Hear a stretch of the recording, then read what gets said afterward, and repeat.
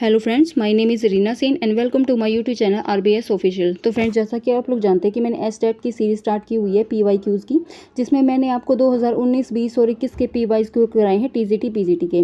2021 का पीजीटी का जो पीवाईक्यू है वो मैं आज करवाने वाली हूँ। मैंने आपको 2021 का टीजीटी का पीवाईक्यू करवा दिया है, ठीक है। और 19-20 के मैंने दोनों ही करवा दिए हैं टीजीटी पीजीटी के, ठीक है। तो आप उनको जाके देख सकते हैं। तो आज हम करेंगे 2021 का, जो कि है पीजीटी का पेपर करेंगे, ठीक है। ये हमारा पीजीटी का और पोर्शन ओनली 60 मार्क्स का जो पोर्शन होता है ना, हिंदी सब्जेक्ट, ठीक है, सिर्फ वही मैं आपको करवा रही हूँ, ठीक है। आप इस चीज़ को ध्यान में रख लेना।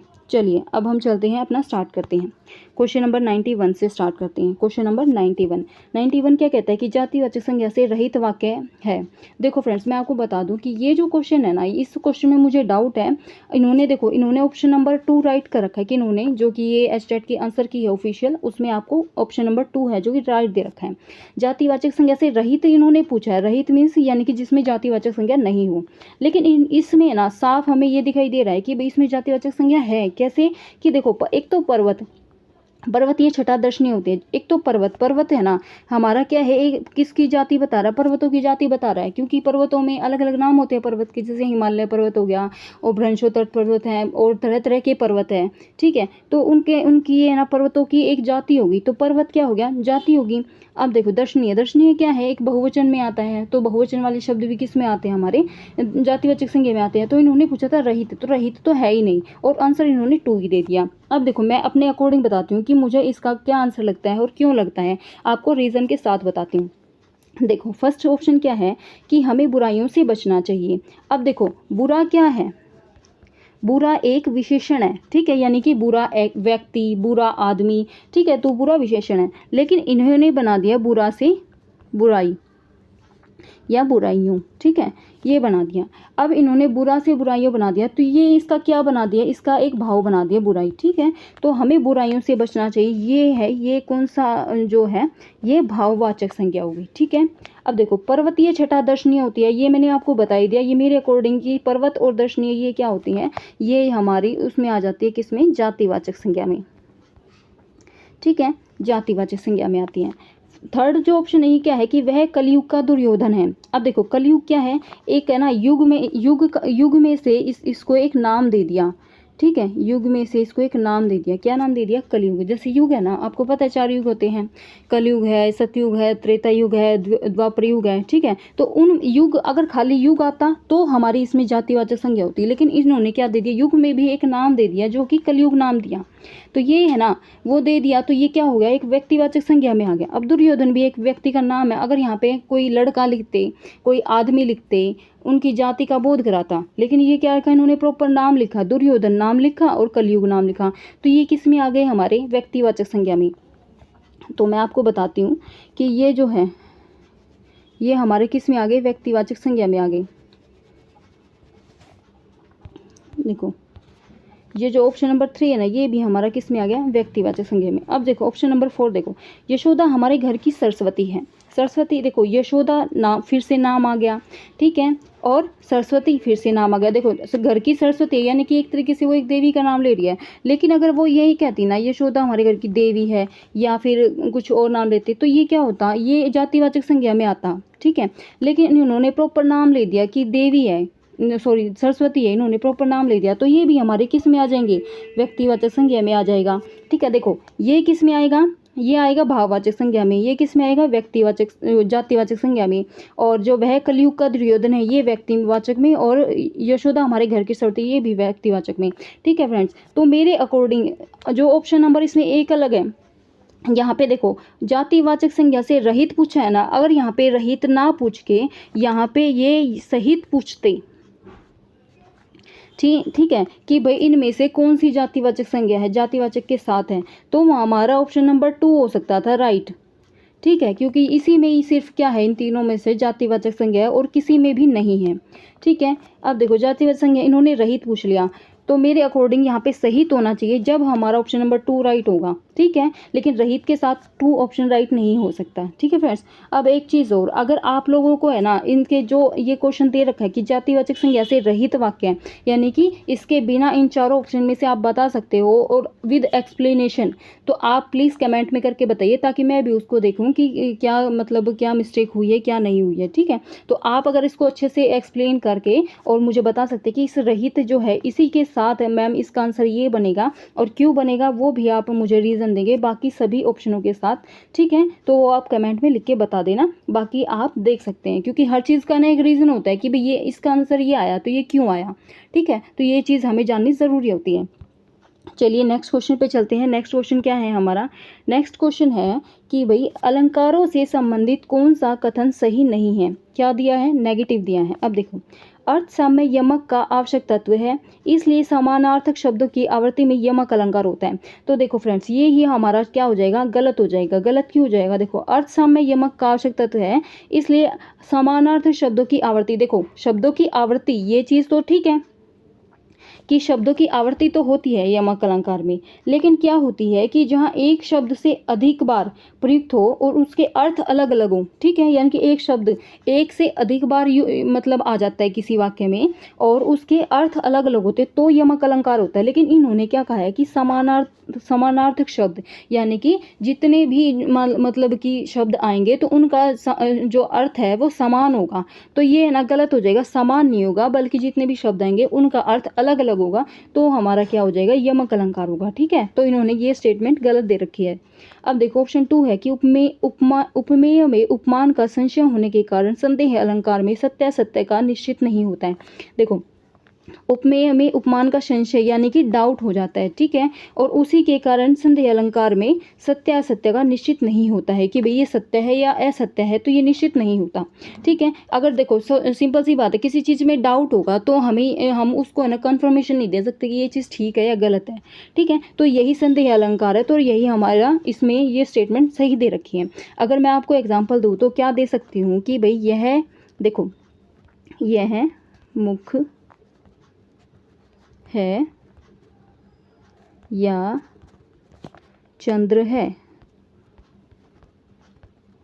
ठीक है, यानी कि है ना ये एक स्टेटमेंट है कि भाई यह मुख है या चंद्र है, यानी कि ये जो या है ना ये आपका डाउट शो कर रहा है, संदेह बता रहा है कि भाई ये मुख है या चंद्र है, कि भाई पता नहीं चल रहा मुख है या चंद्र है, तो ये डाउट है यानी कि संदेह बना रहा है। ठीक है, तो अब हमारी नेक्स्ट ऑप्शन पे चलते हैं जो कि हमारा ऑप्शन नंबर 3 है। क्या कहता है कि अनेकार्थकवाची द्वारा शब्दों द्वारा अनेक अर्थों के अभिधान में श्लेष अलंकार होता है। तो फ्रेंड्स ये भी हमारा ठीक हो जाएगा। क्यों हो जाएगा कि अनेकार्थकवाचक शब्दों द्वारा अनेक अर्थों के अभिधान में श्लेष अलंकार होता है, यानी कि एक शब्द में एक से अधिक अर्थ जुड़े हों। ठीक है, अनेकार्थकवाची यानी कि एक शब्द हो और उसके अर्थ कितने हों, अनेक हों, तो वो अगर वैसे ही कोई वाक्य आ जाता है तो उसमें हमारा क्या आ जाता है, श्लेष अलंकार होता है। ठीक है, तो ये भी हमारा ठीक है, ये भी ठीक है। अब देखो अपहृति अलंकार में वास्तविक यानी उपमान तथ्य को छिपाकर अवास्तविक उपमान तथ्य की स्थापना की जाती है। जो अपहृति अलंकार होता है ना फ्रेंड्स, इसमें क्या होता है, जो चीज़ रियल में होती है ना उसको नकार करके और दूसरी चीज़ को नाम दे देता है। ठीक है, उस चीज़ का दूसरा नाम दे देता है। जैसे मैं आपको वही एक एग्जाम्पल देती हूँ कि भाई यह मुख नहीं चंद्र है। ठीक है, यानी कि ना जो मुख है उसको तो नकार दिया, मना कर दिया और इसको चंद्र बता दिया, तो ये अपहृति अलंकार में आ जाएगा कि भाई जो वास्तविक तथ्य को छिपाकर अवास्तविक तथ्य की स्थापना की जाती है। ठीक है, तो ये भी हमारा ठीक हो जाएगा, 3rd भी हो जाएगा, 2 भी हो जाएगा, लेकिन जो 1 है ना 1 हमारा गलत हो जाएगा। ठीक है, तो इन्होंने गलत ही पूछा, तो हमारा ऑप्शन नंबर कौन सा हो जाएगा, 1।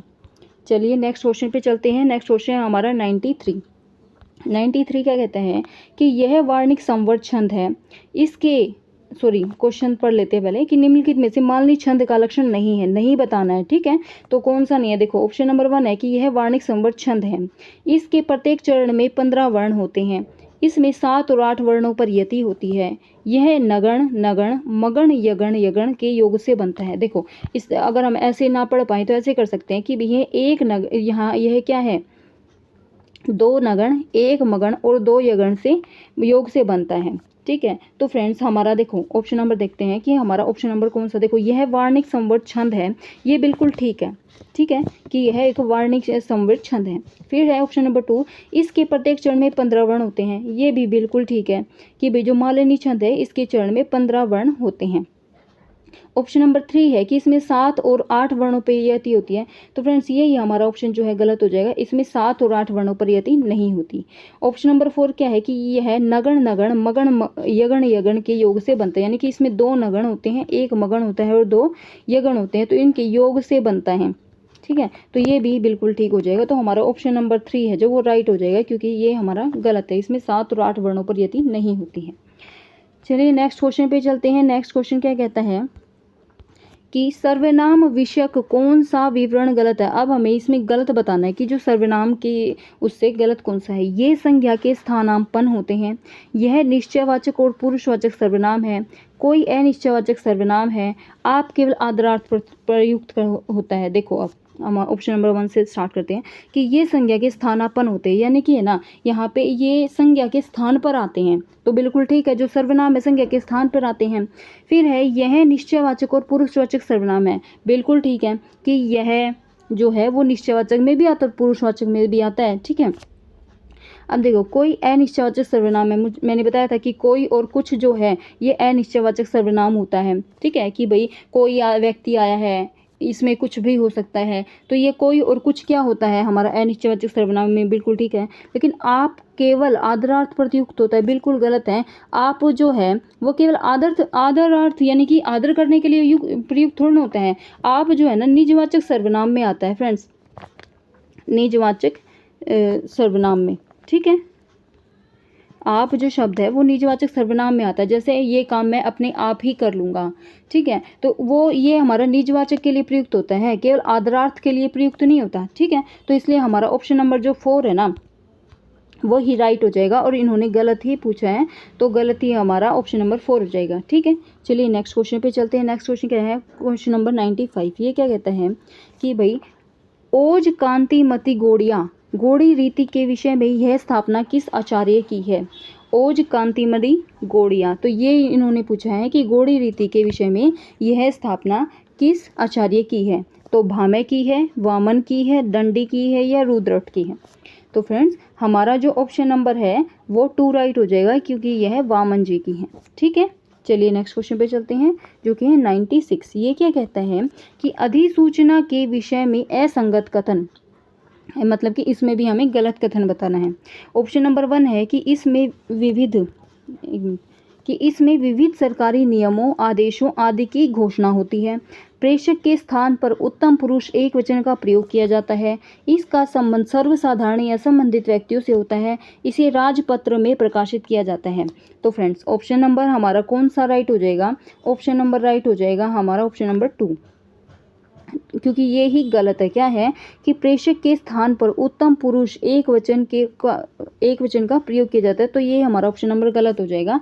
इसमें विविध सरकारी नियमों, आदेशों आदि की घोषणा होती है। देखो एक चीज़ है ना, हम थोड़ा सा ना कॉमन सेंस लगा के भी इसमें कर सकते हैं। जैसे देखो विविध सरकारी नियमों आदेशों की घोषणा होती है, ये ठीक है। प्रेषक के स्थान पर उत्तम पुरुष एक वचन का प्रयोग होता है। अब देखो यहाँ पे कहाँ पे इन्होंने ग्रामर घुसा दी, अधिसूचना की बात हो रखी है और इसमें इन्होंने ग्रामर मतलब कि डाल दी कि भाई उत्तम पुरुष एक वचन, तो ये हमारा ऑप्शन नंबर गलत हो जाएगा। इसका संबंध सर्वसाधारण या संबंधित व्यक्तियों से होता है, ये भी ठीक है। इसे राजपत्र में प्रकाशित किया जाता है, ये भी ठीक है। तो हमारा जो ऑप्शन नंबर 2 है ना यही हो जाएगा, क्योंकि इसमें और किसी में ग्रामर की बात नहीं की, इसमें एक वचन है, इसमें उत्तम पुरुष है, इसमें ये है वो है, ऐसा कुछ भी नहीं दे रखा। तो हमारा जो ऑप्शन नंबर है ना वो कौन सा हो जाएगा, ऑप्शन नंबर जो 2 है ये राइट हो जाएगा, क्योंकि इन्होंने असंगति पूछा है। चलिए नेक्स्ट क्वेश्चन पे चलते हैं। नेक्स्ट क्वेश्चन हमारा 97 क्या कहता है कि निम्नलिखित में से कौन सा कथन सही नहीं है। मतलब कि हमें ना नहीं बताना है देखो, वीर अद्भुत और रौद्र परस्पर मित्र रस है। श्रृंगार रस का वर्ण श्वेत तथा देवता प्रमथ माना गया है। करुण और भयानक हास्य जो रस के शत्रु हैं, और शांत रस का स्थायी भाव शम है। तो इनमें से हमारा कौन सा गलत हो जाएगा? ऑप्शन नंबर 2 हो जाएगा, जो कि हमारा गलत हो जाएगा। यही हमारा राइट आंसर है। कैसे है कि जो वीर अद्भुत और रौद्र परस्पर मित्र रस हैं, ये मित्र हैं, ठीक है। वीर है, अद्भुत है, रौद्र है। उसके बाद श्रृंगार रस का वर्णन श्वेत देवता और श्वेत तथा देवता प्रमथ माना गया है। ये बिल्कुल गलत कहा गया है इसमें। करुण और भयानक रस हास्य के रस के शत्रु हैं, ठीक है। और शांत रस का स्थायी भाव शम है, ये भी बिल्कुल ठीक है। चलिए नेक्स्ट क्वेश्चन पे चलते हैं। क्वेश्चन नंबर है हमारा 98।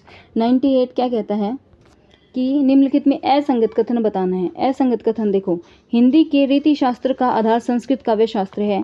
हिंदी में अलंकार, रस और ध्वनि के ही लक्षण और उदाहरण देने का सामान्यतः प्रयत्न देखने को मिलता है। केशव का काव्य प्रवृत्ति की दृष्टि से तो रीतिकाल में आता है, किंतु कालक्रम की दृष्टि से नहीं। देव रीतिकाल के प्रमुख अलंकारवादी आचार्य हैं। देखो, हमारा ऑप्शन नंबर कौन सा राइट हो जाएगा? ऑप्शन नंबर राइट हो जाएगा 4, जो कि है देव रीतिकाल के प्रमुख अलंकारवादी आचार्य। ये हमारा गलत हो जाएगा और असंगति इन्होंने पूछा है। बाकी 3 जो है हमारे राइट हो जाएंगे। चलिए नेक्स्ट क्वेश्चन पे चलते हैं। नेक्स्ट क्वेश्चन है 99। 99 क्या कहता है कि कहानी और कहानीकार के संबंध में कौन सा विकल्प सुमेलित है, यानी कि हमें ना सुमेलित करना है, ठीक है। चलिए मैच करते हैं। सबसे पहले हमारा 11 वर्ष का समय, बड़े भाई साहब, फेंस के इधर उधर, यही सच है, ज्ञान रंजन, मनु भंडारी, रामचंद्र शुक्ल, प्रेमचंद। देखो, जो ये है कि 11 वर्ष का समय, ये किसकी रचना है? ये हमारी रामचंद्र शुक्ल की रचना है, 11 वर्ष का समय। फिर है बड़े भाई साहब। बड़े भाई साहब किसकी रचना है? बड़े भाई साहब रचना हमारे प्रेमचंद जी की। फिर है फेस, ये बड़े भाई साहब है ना फ्रेंड्स, ये क्लास 10th क्लास का है ये। और जो आपकी ये हिंदी की बुक है ना क्लास 10th का, उसमें है ये चैप्टर। और है ना, आप ये मत सोचना कि क्षितिज वाली में मिलेगा, क्षितिज वाली बुक में नहीं है, बल्कि जो CBSE का पार्ट 2 है ना, जिसमें 2 बुक होती और होती हैं, उनमें मिलेगा, जिसको हम स्पर्श और संचयन कहते हैं। तो जो स्पर्श वाली बुक होती है ना, तो उसमें मिलेगा आपको ये, ठीक है, चैप्टर क्लास 10th की। और अब देखो, एक मिनट, कहाँ पे आए हो? देखिए भाई, हमने 11 वर्ष का समय तो था हमारा रामचंद्र जी शुक्ल का, बड़े भाई साहब था हमारा प्रेमचंद जी का, फेंस के इधर उधर, ठीक है, फेंस के इधर उधर हमारा कौन सा हो जाएगा? ज्ञान रंजन। और यही सच है हमारा किसका हो जाएगा? मनु भंडारी जी का। चलिए अब हमारा ऑप्शन नंबर देखते हैं कि कौन सा किसका है। देखो, फर्स्ट का 3 यहाँ से दिख रहा है। चलिए हम थोड़ा सा और वो कर देते हैं। हमने किया था कि फर्स्ट का 3, हमारा फर्स्ट का 3 देखो, हमारा सेकंड और 4 में नहीं है, फर्स्ट और थर्ड में है। तो हमारा जो ऑप्शन नंबर 2 और 4 कट हो जाएंगे, ठीक है। तो फर्स्ट का 3 हमारा इसमें है। हमने फिर किया था कि भाई जो हमारा देखो, फिर हमारा बड़े भाई साहब किसके साथ था? प्रेमचंद जी के साथ था, ठीक है। तो बड़े भाई साहब प्रेमचंद जी, यानी कि ऑप्शन नंबर जो बी है, बी का 4 कौन सा है भाई? बी का 4 भी फर्स्ट और थर्ड दोनों में है। सॉरी, बी का 4 भी किस में? फर्स्ट और थर्ड दोनों में है। और भाई फर्स्ट और थर्ड में ए का भी है 3, ठीक है। अब हम सी का देखते हैं कि फेस के इधर उधर 1 से, यानी सी का 1 है हमारा ज्ञान रंजन। तो सी का 1 किस में है? हमारा ऑप्शन नंबर 1 में ही है। तो हमारा ऑप्शन नंबर 1 ही राइट हो जाएगा कि भाई ए का 3, बी का 2, सी का 1 और डी का क्या हमारा जो ऑप्शन नंबर 2, ठीक है। तो ऑप्शन नंबर 1 हमारा राइट हो जाएगा क्वेश्चन नंबर 99 का। अब चलिए नेक्स्ट क्वेश्चन पे चलते हैं, जो कि हमारा क्वेश्चन नंबर 100। ये क्या कहता है कि अतीत में दबे पांव पाठ के अनुसार निम्नलिखित में से कौन सी विशेषता मोहनजोदड़ो शहर की विशेषताओं से सम्मिलित नहीं है। तो ये आपके NCERT से लिया गया ये चैप्टर, ठीक है। यह छोटे मोटे कृत्रिम टीलों पर नियोजित ढंग से बसा था। यहाँ सड़कों और गलियों का पूर्ण विस्तार था। जल निकास के लिए शहर भर में नालियों का विस्तार था। घरों के दरवाजे मुख्य सड़कों पर खुलते थे। तो इन चारों में से कौन सा था जो कि नहीं है? हमें नेगेटिव बताना है। तो हमारा ऑप्शन नंबर कौन सा हो जाएगा फ्रेंड्स? हमारा ऑप्शन नंबर राइट हो जाएगा 4, कि भाई घरों के दरवाजे जो मुख्य सड़कों पर इनके नहीं खुलते थे, ठीक है। चलिए नेक्स्ट क्वेश्चन पे चलते हैं। नेक्स्ट क्वेश्चन हमारा जो कि है 101। क्या कहता है कि नमक का दरोगा किस प्रकार की कहानी है। ये भी फ्रेंड्स आपका एनसीईआरटी से लिया गया है। तो किस प्रकार की कहानी है, यथार्थवादी, आदर्शवादी, आदर्शोन्मुख, यथार्थवादी या मनोविश्लेषणात्मकवादी। देखो इनमें कौन सी कहानी है, तो ये हमारा कौन सा आंसर हो जाएगा, आंसर हो जाएगा ऑप्शन नंबर 3 की आदर्शोन्मुख यथार्थवादी। ठीक है, तो नमक का दरोगा कौन सी कहानी है, आदर्शोन्मुख यथार्थवादी कहानी है। ठीक है, चलिए नेक्स्ट क्वेश्चन पे चलते हैं। ये नेक्स्ट क्वेश्चन क्या कहता है कि हिंदी कविता में राष्ट्रीय चेतना की दृष्टि से कौन सा कथन सही नहीं है। तो फ्रेंड्स एक ये जो है ना राष्ट्रीय चेतना, इस पे भी क्वेश्चन बनते हैं और आपका ये प्रीवियस पेपर में भी आया हुआ है क्वेश्चन है। ठीक है, तो आप इसको थोड़ा ध्यान रख लेना कि राष्ट्रीय चेतना जो है उसकी दृष्टि से कौन सा कथन सही नहीं है। आश्रयदाता की स्तुति में रचित आदिकालीन वीर गाथात्मक काव्य राष्ट्रीय कविता का संकुचित और विकृत रूप है। सेकंड ऑप्शन है कि भूषण की राष्ट्रीय भावना में अखंड भारत के निर्माण का स्वर प्रमुख है। थर्ड ऑप्शन है द्विवेदी युग के कवियों का राष्ट्रीय भावना आदर्शवादी है और उसमें सुधार की प्रवृत्ति है। फोर्थ ऑप्शन है कि छायावादी कवियों ने अपनी एक देशभक्ति को एक सांस्कृतिक आवरण से मंडित किया है। तो फ्रेंड्स हमारा ऑप्शन नंबर कौन सा राइट हो जाएगा, ऑप्शन नंबर राइट हो जाएगा ऑप्शन नंबर 2। क्या है कि भूषण की राष्ट्रीय भावना में अखंड भारत के निर्माण का स्वर प्रमुख है, तो ये हमारा जो है गलत हो जाएगा और गलत ही इन्होंने हमसे पूछ रखा है। ठीक है, चलिए नेक्स्ट क्वेश्चन पे चलते हैं। नेक्स्ट क्वेश्चन क्या है हमारा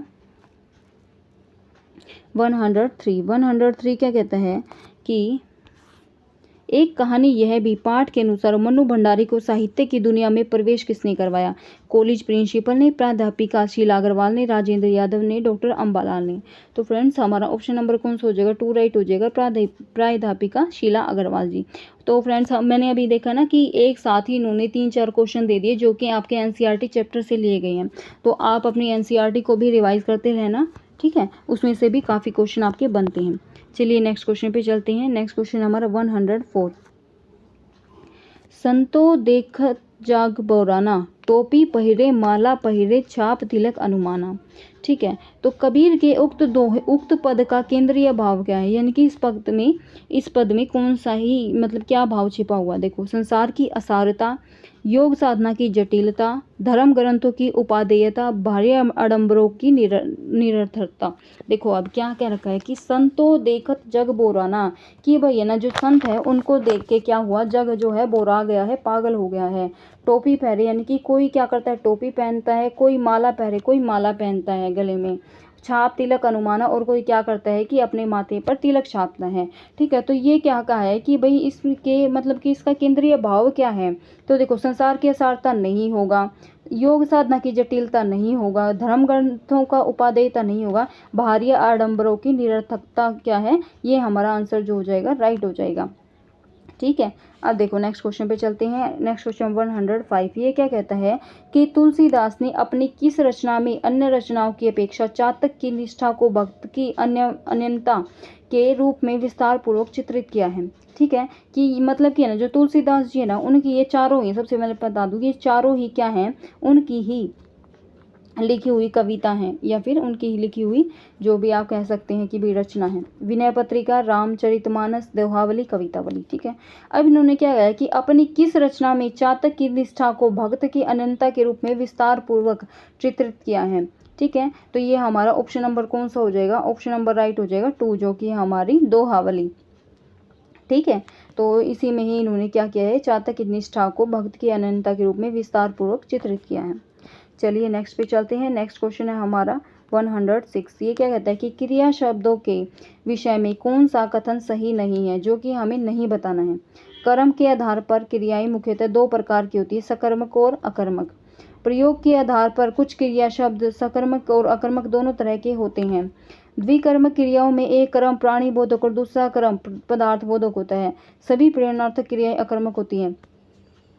तो फ्रेंड्स हमारा जो ऑप्शन नंबर कौन सा राइट हो जाएगा, ऑप्शन नंबर राइट हो जाएगा 4। इन्होंने नेगेटिव पूछा है, नेगेटिव ही हमने बताना है। क्यों भाई, क्योंकि है ना सभी प्रेरणार्थक क्रियाएं जो होती है अकर्मक क्रिया नहीं होती है, वो उसमें सकर्मक भी हो सकती है। जैसे देखो प्रेरणार्थक क्रिया होती क्या है, प्रेरणार्थक क्रिया वो होती है जो कि खुद काम न करके, जो करता होता है वो खुद न काम न करके किसी दूसरे से काम करवाता है, तो वो हमारी प्रेरणार्थक क्रियाओं में आता है। ठीक है, और इन्होंने क्या कहा कि सिर्फ अकर्मक क्रिया होती है, बिल्कुल गलत है, क्योंकि प्रेरणार्थक क्रिया में सकर्मक क्रिया भी होती है।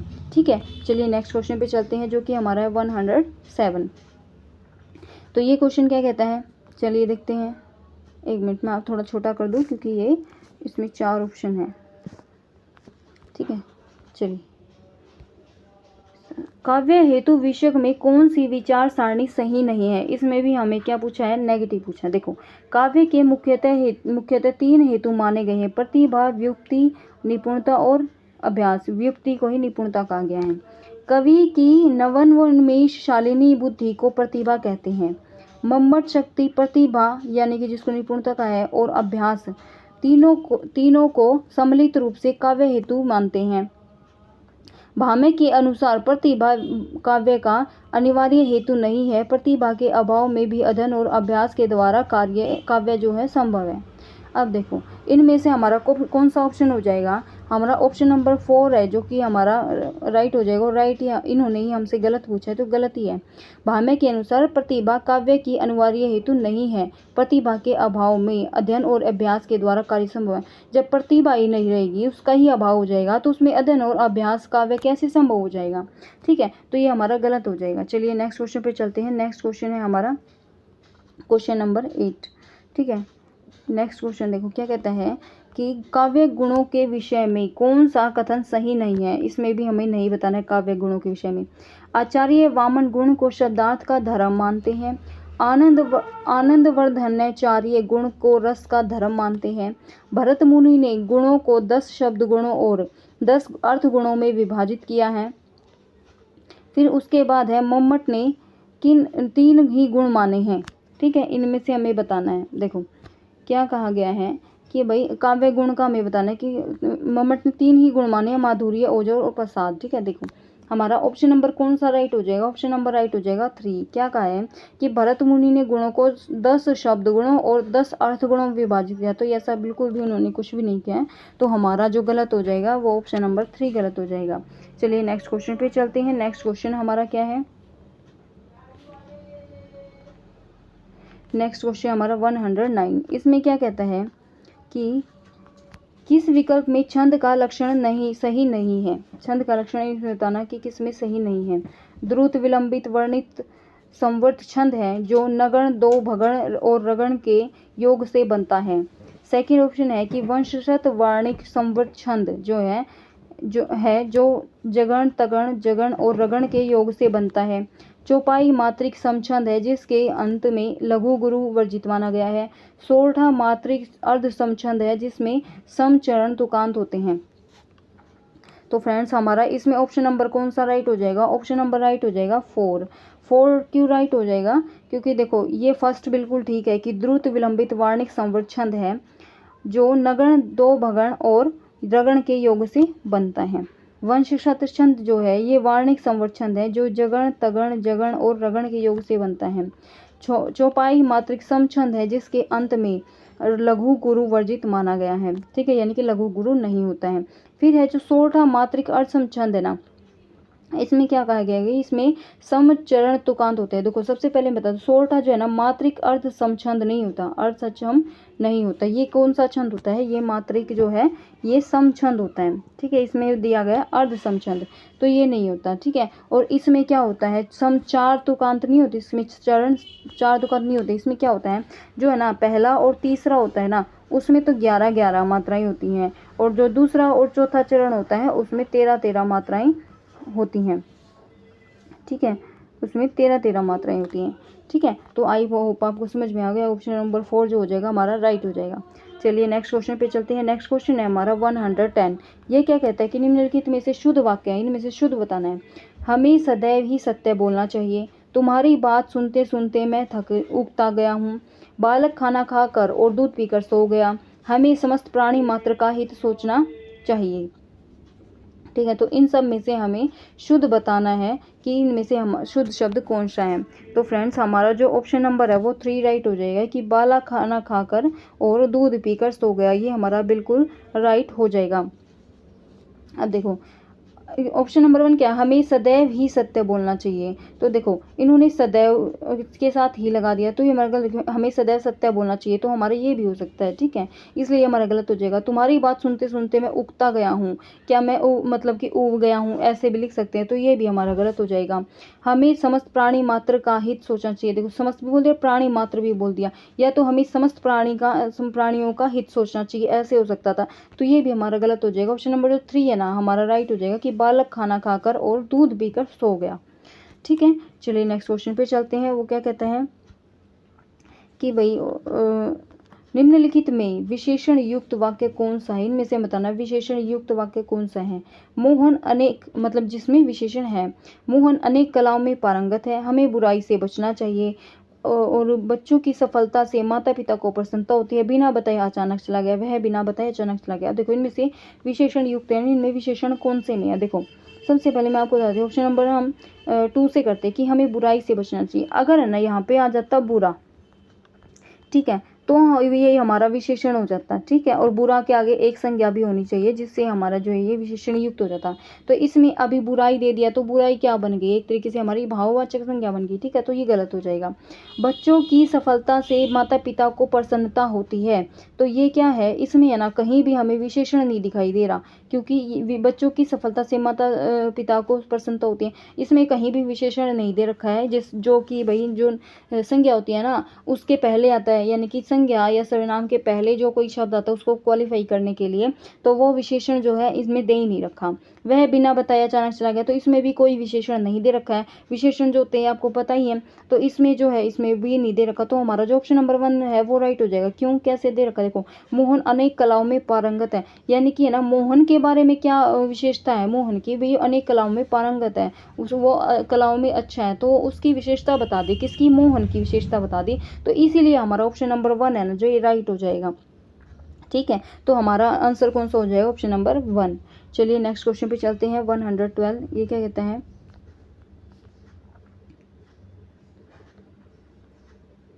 देखो 12 क्वेश्चन क्या कहता है कि वाक्य रचना से संबंधित कौन सा विवरण सही नहीं है, जो कि सही नहीं है वो बताना है। वाक्य में पदक्रम का सामान्य नियम है कि पहले कर्ता फिर कर्म और अंत में क्रिया रखते हैं। द्विकर्मक क्रियाओं वाले वाक्यों में मुख्य कर्म पहले और गौण कर्म बाद में आता है। जिस वाक्य में मुख्य उद्देश्य और मुख्य विधेय के अतिरिक्त एक या अधिक समापिका क्रियाएं रहती हैं उसे मिश्र वाक्य कहते हैं। संयुक्त वाक्य में मुख्य वाक्यों को समानाधिकरण उपवाक्य कहते हैं, ठीक है। तो हाँ फ्रेंड्स हमारा ऑप्शन नंबर कौन सा राइट हो जाएगा, ऑप्शन नंबर राइट हो जाएगा हमारा ऑप्शन नंबर 2। देखो ये ही हमारा गलत है, इन्होंने नहीं पूछा। अब ये कैसे हो जाएगा, देखो द्विकर्मक क्रियाओं वाले वाक्यों में मुख्य कर्म पहले और गौण कर्म बाद में होता है, ये गलत है, क्योंकि है ना इसमें क्या होता है कि मुख्य कर्म जो होता है ना, मुख्य वो बाद में आता है और जो गौण कर्म होता है वो पहले आता है। कैसे आता है, जैसे मैं आपको एक एग्जाम्पल देती हूँ कि भाई मैं देती हूँ आपको एक एग्जाम्पल कि अध्यापक ने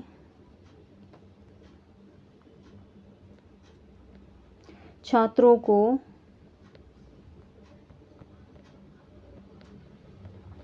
हिंदी पढ़ाई,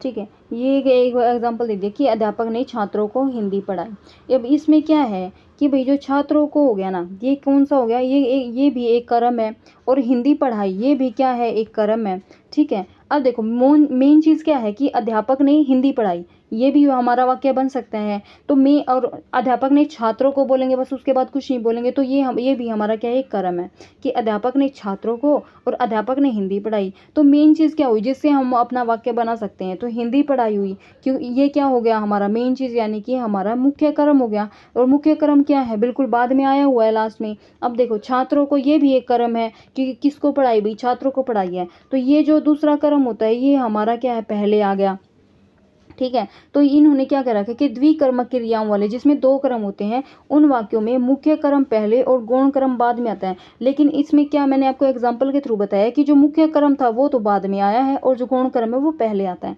ठीक है। तो इसीलिए हमारा जो ऑप्शन नंबर 2 है ना वो ही राइट हो जाएगा, और राइट इन्होंने गलत पूछा है वो हमारा गलत हो जाएगा, ठीक है।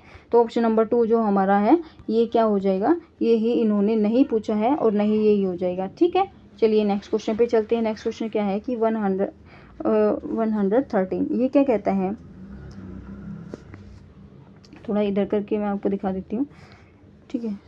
अब देखो देखो क्या कहता है कि भाई कौन सा कथन संगत नहीं है, हमें ये बताना है कि इनमें से संगत नहीं है, नेगेटिव बताना है, ठीक है। चलो ऑप्शन देखते हैं। ऑप्शन नंबर 1 क्या कहता है कि भक्ति कालीन कृष्ण काव्य प्रबंध और मुक्तक दोनों रूपों में समान रूप में रचा गया है। फिर है अष्टछाप के कवियों में नंददास को छोड़कर प्राय सभी कवियों ने सूरदास का अनुकरण किया है। पुष्टि मार्गीय कृष्ण काव्य में गोपाल कृष्ण की बाल लीलाओं को विशेष महत्व दिया गया है। गुसाई हित हरिवंश तथा उनकी अनुयायी भक्त और स्वामी हरिदास तथा उनके अनुयायी भक्त कवि सभी लगभग एकांत रूप में राधा और गोपियों के साथ कृष्ण की प्रेमिकाओं प्रेम क्रीड़ाओं के वर्णन में ही अधिक मगन दिखाई देते हैं। तो इनमें से हमारा कौन सा जो है संगत नहीं है, नेगेटिव पूछा है। तो फ्रेंड्स इनमें से हमारा कौन सा हो जाएगा, इनमें से हमारा ऑप्शन नंबर हो जाएगा 1, ठीक है, ऑप्शन नंबर 1 हो जाएगा।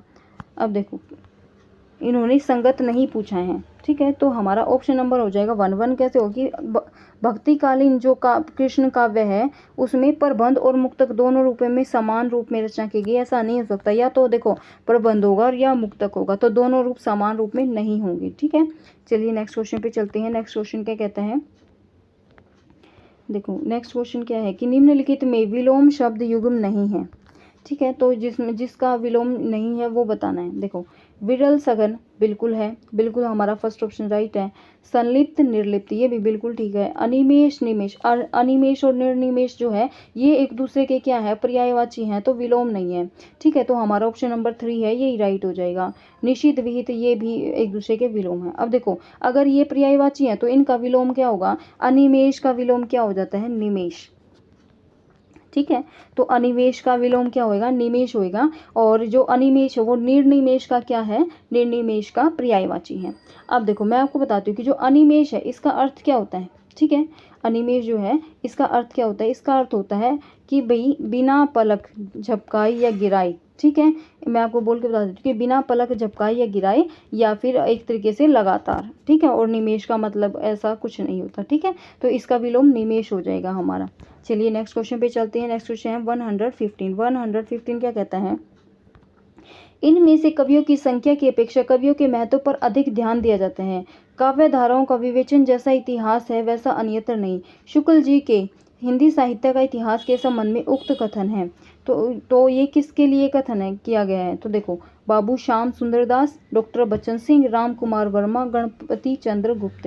तो फ्रेंड्स हमारा ऑप्शन नंबर जो है वो कौन सा राइट हो जाएगा, ऑप्शन नंबर 3 राइट हो जाएगा, जो कि है डॉक्टर राम कुमार वर्मा, ठीक है। तो ये जो कथन है रामचंद्र शुक्ल द्वारा, ये किसके लिए कहा गया है, राम कुमार वर्मा के लिए कहा गया है। एक चीज़ और फ्रेंड्स, अगर है ना आप कोई ऐसी चीज़ पढ़ते हो ना जिसमें कोई कथन है या कोई काव्य है, ठीक है, और भाई ये इस कवि ने इस कवि के लिए कहा गया है या ये किस आलोचक ने कहा है, तो ऐसे क्वेश्चन आते हैं ना, तो आप है ना ये नोटबुक में नोट कर लिया करो, जिससे आपको है ना ये याद रहेंगे, आप दोबारा पढ़ोगे कि भाई ये कौन से कवि का कथन है, ठीक है। नेक्स्ट क्वेश्चन पे चलते हैं जो कि हमारा 116। इसमें क्या कहते हैं कि निम्नलिखित में से कौन सा तत्व संत काव्य धारा के में परिलक्षित नहीं होता है, ठीक है, यानी कि 2 काव्य धारा होती है ना, भक्ति काल में संत काव्य धारा और सूफी काव्य धारा, तो संत काव्य धारा में परिलक्षित नहीं होता, ये बताना है। नाम जप को साधना का मूल धार मानना, गुरु को ब्रह्म से भी महान मानना, साधना का द्वार सबके लिए उन्मुक्त मानना, वैष्णवों की नवधा भक्ति का परंपरा समर्थित रूप का समर्थन करना।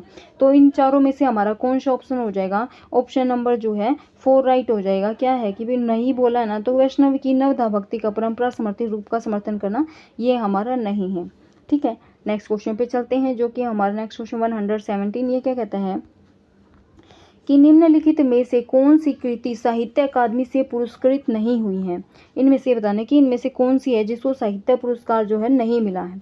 कली कथा via bypass, box number 203, Nala Sopara, सूरज का 7वां घोड़ा या मुझे चांद चाहिए। तो इन चारों में से कौन सा हो जाएगा, इन चारों में से ऑप्शन नंबर 3 राइट हो जाएगा हमारा, जो कि है सूरज का 7वां घोड़ा, इसको क्या है साहित्य अकादमी पुरस्कार नहीं मिला है, ठीक है। चलिए नेक्स्ट क्वेश्चन पे चलते हैं। नेक्स्ट क्वेश्चन क्या कहता है कि भाई विकल्प द्वारा निम्नलिखित रचनाओं और रचनाकारों को सुमेलित करना है, ठीक है। तो देखो पहाड़ पर लालटेन, कल सुनना मुझे, खूंटियों पर टंगे लोग, चुका भी हूँ मैं नहीं। इनमें से कौन सा किसका है? ठीक है, चलिए हमारा जो ऑप्शन नंबर ए है, पहाड़ पर लालटेन, ये किसकी है? ये मंगलेश डबराल जी की है। ठीक है, ये रचना पहाड़ पर लालटेन, ये मंगलेश डबराल जी की है। कल सुनना मुझे, ये किसकी है? ये हमारी सुदामा पांडेय धूमिल जी की है। कल सुनना मुझे, सुदामा पांडेय धूमिल जी के। खुटियों पर टंगे लोग, ये किसकी है? ये हमारी हो जाएगी सर्वेश्वर दयाल सक्सेना की। और चुका भी हूँ मैं नहीं, ये किसकी हो जाएगी? शमशेर बहादुर सिंह की हो जाएगी। चलिए अब हम ऑप्शन में मैच करते हैं कि हमारा कौन सा ऑप्शन है। ठीक है, तो देखो ए का क्या है? ए का 2 है। ए का 2 किस में दिया गया है? 1 में दिया गया है, 3 में दिया गया है। बी का क्या है? 1 इसमें दिया गया है।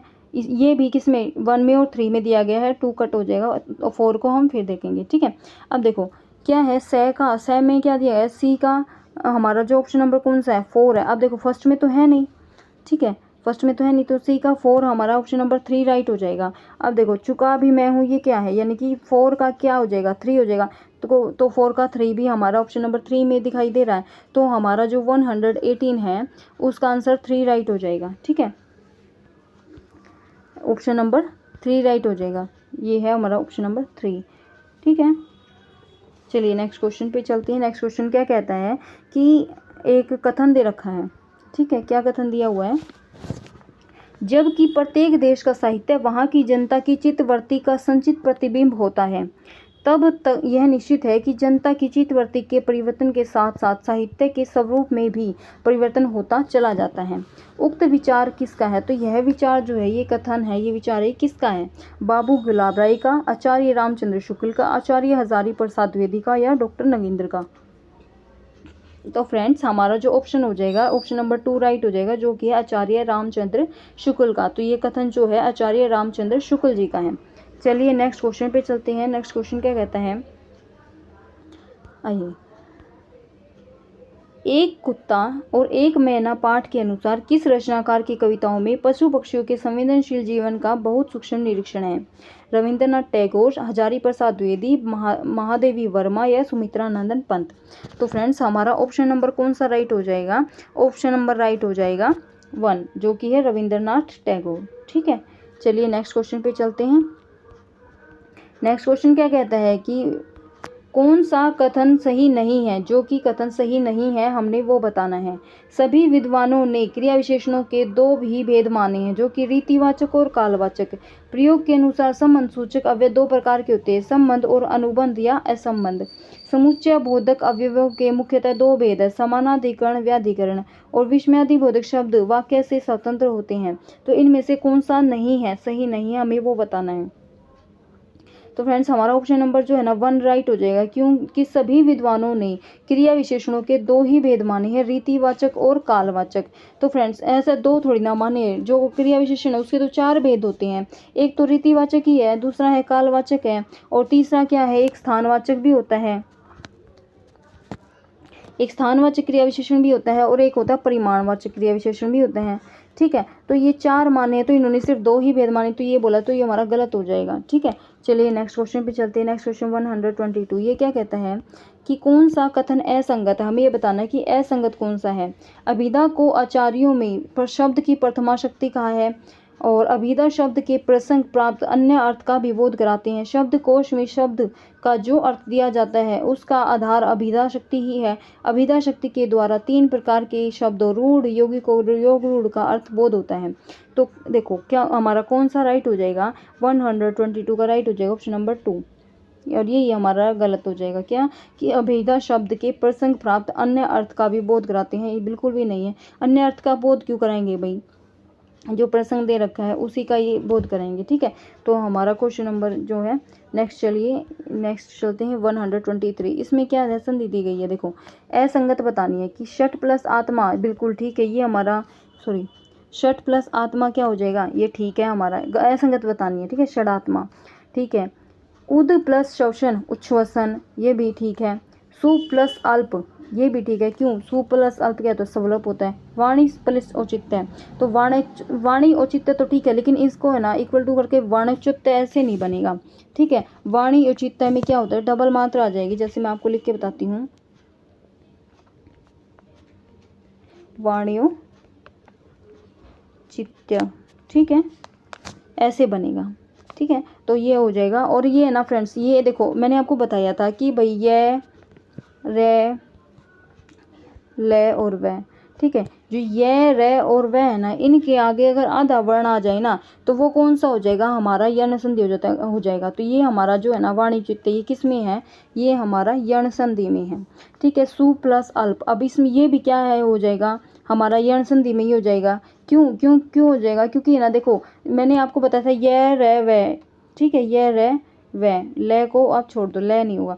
तो इनके आगे कोई भी आधा वर्ण, अब जो देखो वह में, वह के आगे आधा वर्ण क्या आया है, सवलप में से आया है, तो ये भी हमारा यर्ण संधि में हो जाएगा। उसके बाद है उद प्लस श्वसन उच्छ्वसन। अब जो आगे है ना देखो उद प्लस श्वसन, आधा वर्ण आ गया, उद प्लस श्वसन, तो ये क्या उच्छ्वसन हो गया। तो ये हमारा किस में आ जाएगा, ये हमारा व्यंजन संधि में आ जाएगा। षट प्लस आत्मा, षटात्मा भी किस में आ जाएगा, हमारा व्यंजन संधि में आ जाएगा, क्योंकि आधा वर्ण है, ठीक है।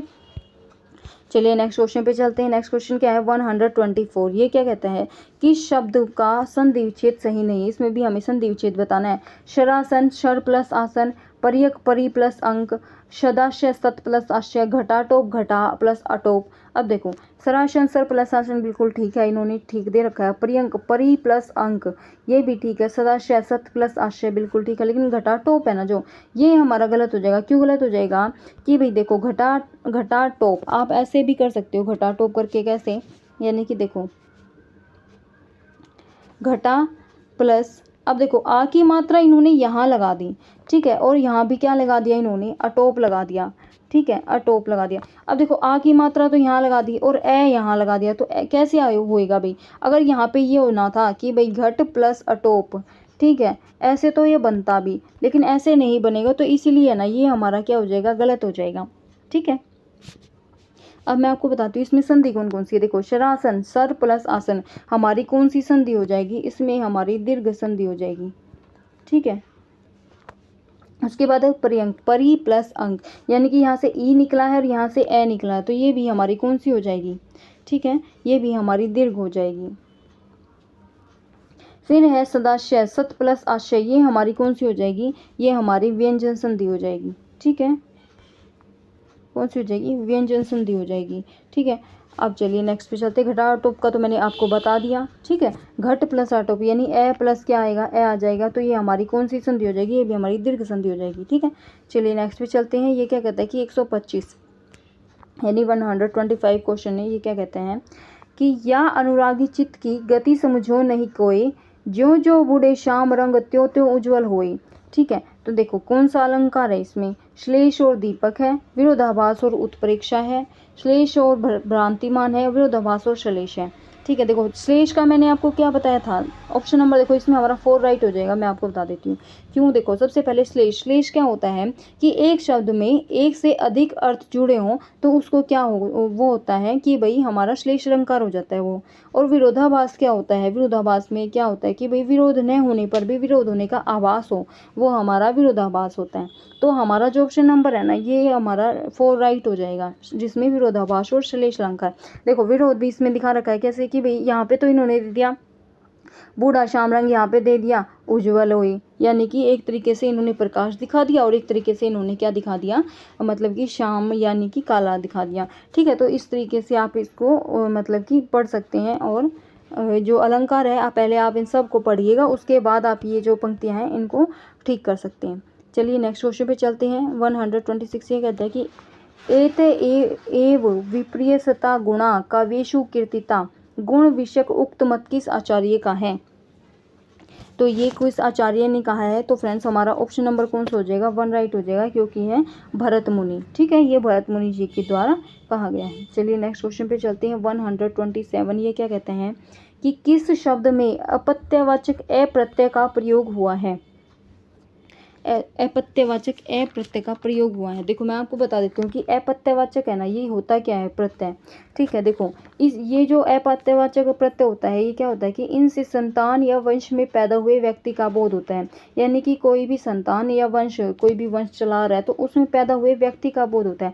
जैसे मैं आपको बता दूँ, जैसे वसुदेव, ठीक है, आपको वसुदेव का पता है जो कि श्री कृष्ण से रिलेटेड है, ठीक है, मनु, फिर है कुरु, जो कि कुरु होते हैं ना, कौरव, उनसे चला आ रहा है। रघु जो कि हमारे मतलब कि रघुवंश है, जो कि हमारे राम जी से चला आ रहा है। विष्णु, ये भी आपको पता है। तो आपको ये पता है कि भाई ये ऐसा अपत्यवाचक प्रत्यय क्या होते हैं, जो कि वंश से चले आ रहे हैं, वंश में पैदा हुए व्यक्ति का बोध होता है। किसी वंश में पैदा हुआ हो, यानी उस व्यक्ति का नाम जिसका सबको पता है, जो किसी वंश में पैदा हुआ है, ठीक है, वो अपत्यवाचक प्रत्यय होते हैं। ठीक है, अब देखो इनमें से क्या कहा गया कि किस अप्रत्यय का प्रयोग हुआ है किस अपत्यवाचक में। देखो आदित्य, आदित्य क्या होता है अभी, आदित्य वैसे भी वंश में पैदा हुआ, लेकिन क्या है ये इसका क्या है, इसका पर्यायवाची भी बन सकता है। ठीक है, जैसे सूर्य का पर्यायवाची है आदित्य। वात्स्यायन क्या होता है, वात्स्यायन क्या है, एक लेखक का नाम है जो पुराने समय का है। ठीक है, जो जिसको बोलते हैं ना सच्चिदानंद हीरानंद वात्स्यायन अगेय। ठीक है, तो ये लेखक का नाम हो जाता है। तो हित्र, दो हित्र हो जाएगा हमारा। दो हित्र क्या होता है, दो हित्र होता है किसी पुत्री का पुत्र। ठीक है, यानी कि जिसको हम बोलते हैं दोहिता बोलते हैं ना। ठीक है, तो वो पुत्री का पुत्र क्या होता है, दोहित्र होता है। ठीक है, तो यही हमारा जो अपत्यवाचक होता है उसमें प्रत्यय लगा हुआ है, तो ये आंसर हो जाएगा। पाथेय क्या होता है, पाथेय वह वस्तु जो पथिक यानी राह में चलने वाला व्यक्ति है वो अपने खर्च के लिए लेके जाता है साथ में, तो वो पाथेय हो जाता है। ठीक है, तो हमारा ऑप्शन नंबर 3 राइट हो जाएगा। चलिए नेक्स्ट क्वेश्चन पे चलते हैं। 128 ये क्या कहते हैं कि विदेशी भाषा के उपसर्गों से निर्मित शब्द पहचानिए। हमें ऐसा शब्द पहचानना है जो कि विदेशी भाषा से उपसर्ग है, विदेशी भाषा के उपसर्गों से बना हुआ है। देखो कापथ कुसंग ये क्या है, हमारे हिंदी भाषा के शब्द हैं। ओतार दुबला ये भी हमारी हिंदी भाषा के शब्द हैं। ठीक है, उसके बाद कुलक्षणी और निराकार ये भी हमारे हिंदी और संस्कृत भाषा के शब्द हैं। ठीक है, क्योंकि इन्हीं संस्कृत भाषा शब्द है। देखो दरअसल और बेचारा ये क्या है, ये हमारे अरबी और फारसी भाषा के शब्द हैं। ठीक है, अरबी और फारसी ये हमारे अरबी और फारसी भाषा के शब्द हो गए। तो इसीलिए जो है देखो दर और बे ये दोनों ही अरबी फारसी के शब्द है। तो हमारा ऑप्शन नंबर 4 जो है ये राइट हो जाएगा। ठीक है, क्योंकि विदेशी भाषा ही इन्होंने पूछा है। चलिए नेक्स्ट पे चलते हैं। नेक्स्ट क्वेश्चन क्या 129 ये क्या कहता है कि किस विद्वान ने कनौजी और बुंदेली का अलग अलग अस्तित्व न मानकर उन्हें ब्रिज भाषा के ही उपरूप माना है। यानी कि अलग अलग अस्तित्व नहीं माना बल्कि ब्रिज भाषा का ही उपरूप माना है। तो ये कौन से विद्वान थे, भोलानाथ तिवारी, धीरेन्द्र वर्मा, जॉर्ज ग्रियर्सन, सुनीति कुमार चटर्जी। तो फ्रेंड्स हमारा ऑप्शन नंबर इनमें से कौन सा राइट हो जाएगा, इनमें से ऑप्शन नंबर राइट हो जाएगा हमारा ऑप्शन नंबर 2 जो कि है धीरेन्द्र वर्मा।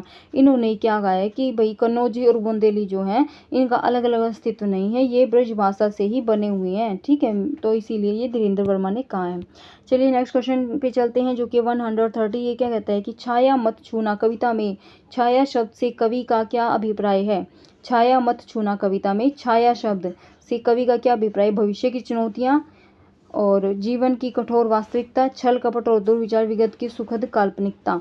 तो फ्रेंड्स हमारा ऑप्शन नंबर 4 राइट हो जाएगा कि भैया ना जो भी पीछे गया, जो भी सुख की जो कल्पनाएं वो करता है ना कि भाई पीछे गई हुई जो सुख है उसको याद करना, तो उसको क्या माना है कि भाई छाया मत छूना, उसको छाया माना है कि भैया ना अगर हम पिछले सुख को याद करके खुश होते रहेंगे तो आगे वर्तमान में क्या करेंगे, या पिछले दुख को भी याद करके हम दुखी होते रहेंगे तो आगे वर्तमान में क्या करेंगे। वही इन्होंने कहा है कि छाया मत छूना, यानी कि छाया के क्या अभिप्राय क्या है कि विगत की सुखद काल्पनिकता। ठीक है, चलिए नेक्स्ट क्वेश्चन पे चलते हैं।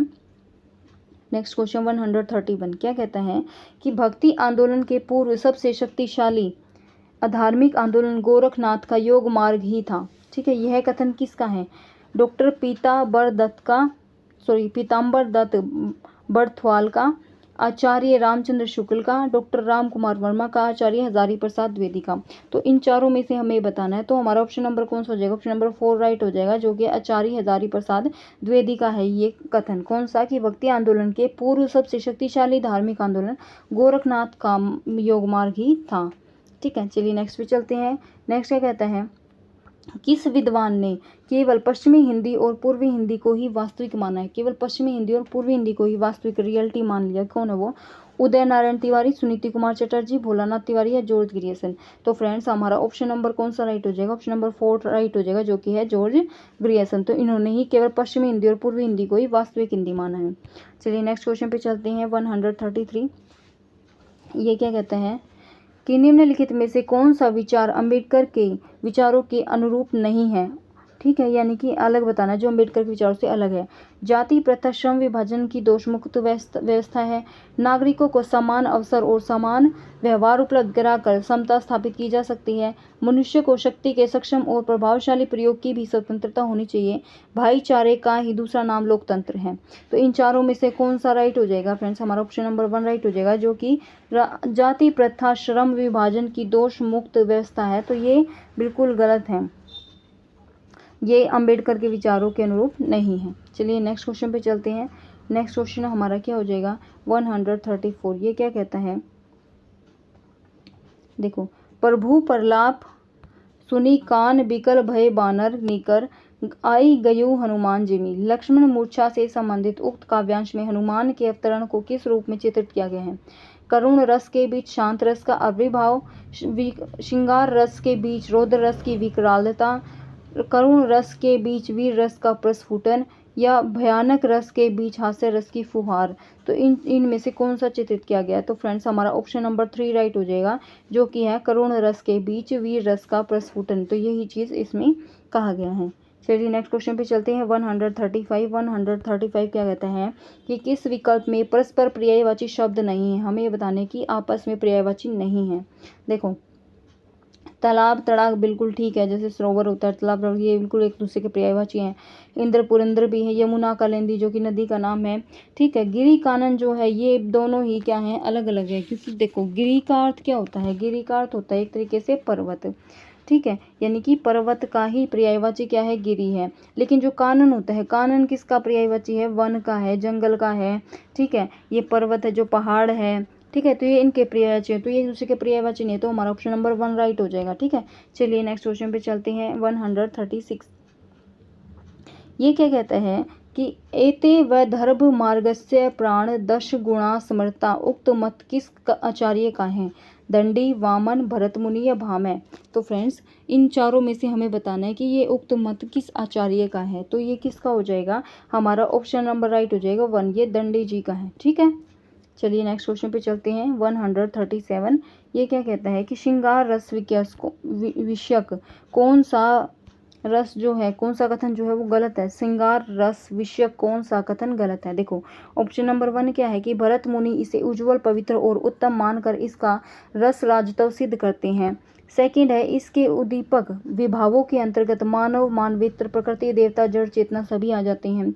थर्ड है, नायक नायिका के संबंधों की कल्पना के आधार पर इसके 2 भेद किए जाते हैं। फोर्थ है, इसमें समस्त सात्विक भाव और संचारी भाव का समावेश होता है। तो फ्रेंड्स हमारा ऑप्शन नंबर जो है 4 ही राइट हो जाएगा, क्योंकि इसमें क्या हो जाता है? इसमें समस्त सात्विक भाव, संचारी भावों का समावेश नहीं होता है, ठीक है। यही गलत हो जाएगा, गलत ही इन्होंने पूछा है। चलिए नेक्स्ट क्वेश्चन पे चलते हैं। 138 क्या कहता है? रस निष्पत्ति से संबंधित कौन सा तथ्य नहीं है? नहीं बताना है। भट्टलोलट का मत आरोपवाद के नाम से भी जाना जाता है। शंकु के मतानुसार चित्र तुरंग न्याय से सामाजिक की अनुक्रियता में अनुकारी की प्रतीति हो जाती है। भट्टनायक के अनुसार भोजकत्व व्यापार द्वारा विभुवादि का साधारणीकरण हो जाता है। या फिर अभिनव गुप्त ने रस को व्यंग्य मानकर उसकी सहृदय निष्ठता स्वीकार की है। तो फ्रेंड्स हमारा ऑप्शन नंबर जो है 3 राइट हो जाएगा, जो कि नहीं है कि भट्टनायक के अनुसार भोजकत्व व्यापार द्वारा विभुवादि का साधारणीकरण होता है। तो ये गलत हो जाएगा और यही हमारा राइट आंसर हो जाएगा। चलिए नेक्स्ट क्वेश्चन पे चलते हैं। नेक्स्ट क्वेश्चन क्या कहता है?